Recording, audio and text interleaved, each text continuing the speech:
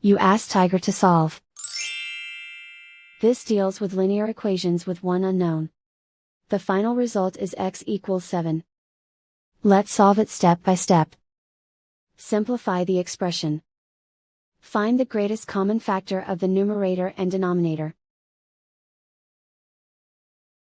Factor out and cancel the greatest common factor. Isolate the x. Multiply both sides by 24. Group like terms. Multiply the coefficients. Simplify the fraction. Multiply the fractions.